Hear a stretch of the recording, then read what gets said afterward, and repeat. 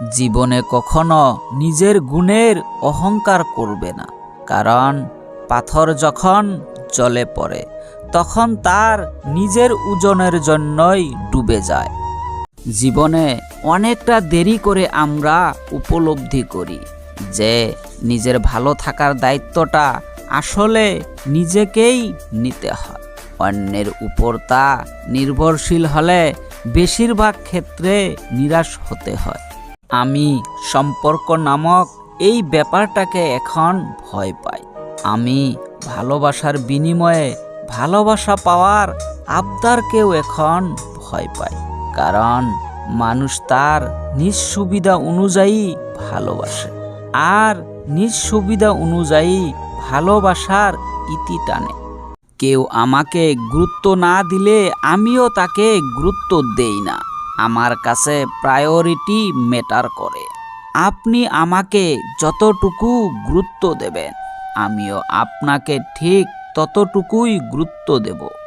আজ টাকার অভাব নেই, আজ বাড়ির অভাব নেই, আজ খাবারের অভাব নেই, আজ মানুষের অভাব নেই, তবু কেউ শান্তিতে নেই, কারণ আজ ভালোবাসার অভাব, আজ বিবেকের অভাব, আর শ্রদ্ধার অভাব।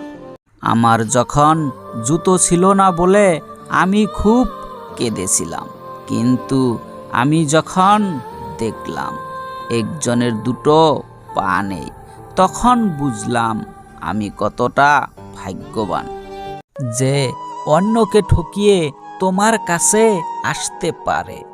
সে তোমাকে ঠকিয়েও অন্য কারোর কাছে যেতে পারে। আসলেই ঠকানোটা যাদের স্বভাব, তারা তো ঠকাবেই।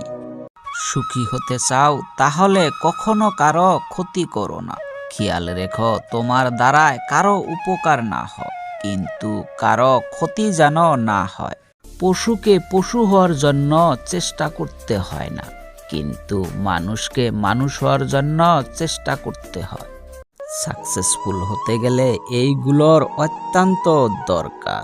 তা হলো অপমান, খারাপ সময়, একাকিত্ব, নিজের প্রতি আত্মবিশ্বাস, আর প্রচণ্ড জেদ। ব্যাস, তোমার জয় নিশ্চিত।